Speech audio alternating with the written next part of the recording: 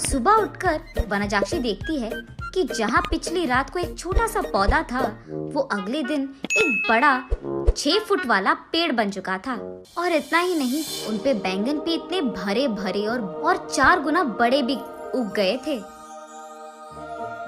ये देख वनजाक्षी अपनी आंखों का खुद यकीन नहीं कर पा रही थी। पेड़ के पास आकर उसे जांचने लगती है। ये कैसे हुआ?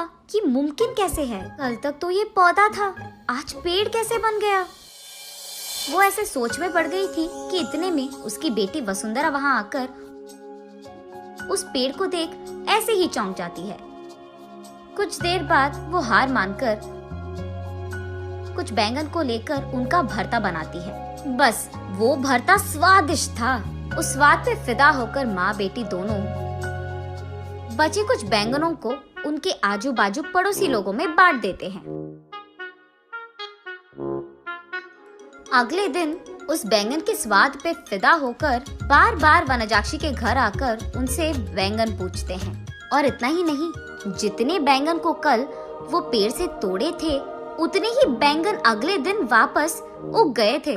ये देख माँ बेटी दोनों आश्चर्यचकित हो जाते हैं। तब दोनों फैसला करते हैं कि इन बैंगनों को मुफ्त में नहीं देना है। ये कहकर बेचते हैं कि ये जादुई पेड़ है और इसके बैंगन बहुत स्वादिष्ट हैं। ऐसे वो बैंगन दुगने रेट में बिक जाते हैं। कुछ ही दिनों में इन स्वादिष्ट बैंगनों के बारे में और वो बड़ा सा बैंगन के पेड़ के बारे में इधर उधर बात फैलकर आजू बाजू पड़ोसी शहर तक पहुंच जाता है। इसलिए हर रोज सुबह शुरू होते ही पेड़ में भर के बैंगन उगते थे और उनके लिए लोगों की लाइन लग जाती थी सुबह सुबह, और वो भी वनजाक्षी के घर के बाहर। वनजाक्षी का पैसों का डिब्बा हर रोज पैसों से भर जाता था और ये बहुत साधारण सी चीज होती थी। कुछ ही दिनों में वनजाक्षी का नाम बैंगन से जुड़ गया और सब उसे बैंगन बेचने वाली वनजाक्षी करके बुलाने लग गए।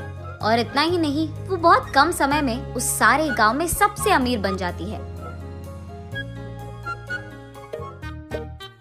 बड़ी सी बंगला बनवाती है और उस बैंगन के पेड़ के चारों ओर बाड़ लगवा देती है और उस पेड़ के पास एक सिक्योरिटी गार्ड को भी रख लेती है।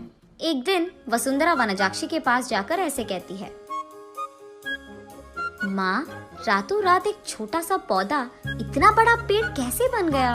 और ऊपर से अगर सारे के सारे बैंगन हमने तोड़ दिया तो भी अगले दिन उनके जगह में उतने ही भर के बैंगन उग जाते हैं।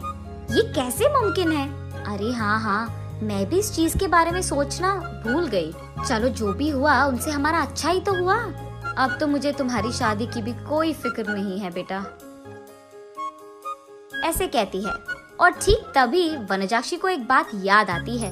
उस समय में जब भी वनजाक्षी के लिए रिश्ते लाते थे तो कुछ भी सेट नहीं होता था। अगर वसुंधरा को लड़का पसंद आ गया तो लड़के वालों को इनका दहेज नहीं पसंद आता था, और अगर लड़के ने वसुंधरा को पसंद कर लिया तो वसुंधरा को वो लड़का पसंद नहीं आता था। ऐसे बहुत सारे रिश्ते देख देख कर वनजाक्षी थक कर ये सोचने लगती है कि शायद उसकी बेटी के कुंडली में कोई दोष है, इसीलिए वो बहुत सारे पूजा पाठ करवाती रहती थी। ऐसे ही एक दिन वो मंदिर में पूजा करवा के घर लौटती रहती है। तब रास्ते में उसे एक बैंगन का टुकड़ा नजर आता है। उसे लेकर वो अपने घर के सामने रख देती है। और कुछ दिन बाद उस जगह में एक छोटा सा पौधा उग गया था। मंदिर जाने से पहले उन बैंगनों को देख वनजाक्षी सोचती है, घर आने के बाद ना इन बैंगनों का एक बहुत अच्छा भरता बनाना है मुझे। यही सोचते हुए वो मंदिर चलती रहती है। रास्ते में वो ऐसे सोचती है, अगर कोई वो बैंगन को लेके गया तो वो फैसला करती है कि जल्दी जल्दी वो मंदिर जाकर भगवान की प्रार्थना करके बाहर आ जाएगी। वापस आते वक्त उसे रास्ते में एक साधु नजर आते हैं। उनके पास जाकर वो ऐसे पूछती है, स्वामी, मैं मेरी बेटी की शादी करवाने के लिए बहुत कोशिश कर रही हूँ, लेकिन नहीं हो रहा है। कृपा करके इसका कोई हल निकाल दीजिए। ठीक है, उस जगह पे बैठकर अपनी पूरी मन से प्रार्थना करो, ऐसे कहते हैं साधु। तब वनजाक्षी उस साधु के सामने बैठकर इसी डर में पड़ी रहती है कि कहीं कोई उस बैंगन को चुरा ना ले। हे भगवान, मेरे घर जाने तक उन बैंगनों को संभाल के रखना, किसी को उसे चुराना नहीं है। इसका प्रार्थना करके वो उठकर साधु के पास जाकर आशीर्वाद दीजिए स्वामी, ऐसे कहती है। तब साधु कहते हैं, जो प्रार्थना तुमने अपने मन से पूरे मन से किया है, तुम्हें वो हासिल होगा और वो भी दुगने में। जाओ बेटी। तब जाकर वनजाक्षी को समझ आता है कि हुआ क्या था और वो वसुंधरा को ये सब समझा देती है। तो तुमने मेरी शादी के बारे में नहीं, बैंगन के बारे में प्रार्थना किया था। हाँ, तुम भी ना। ये कहकर हंस लेती है।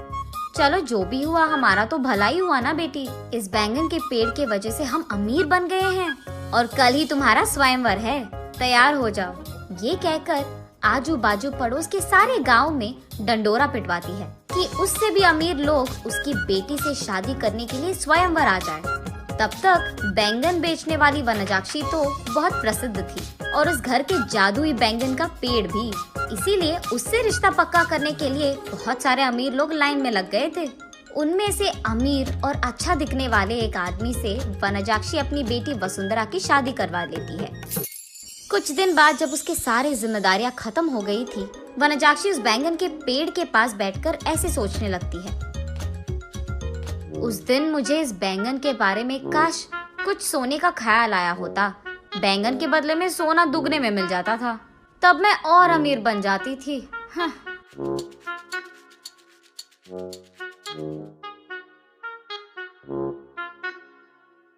अगले दिन सुबह उठ के देखने पर उस बड़े बैंगन के पेड़ के जगह में वही पुराना वाला छोटा सा पौधा था जो वनजाक्षी ने वहां लगाया था। तब वनजाक्षी को पूरी बात समझ में आती है।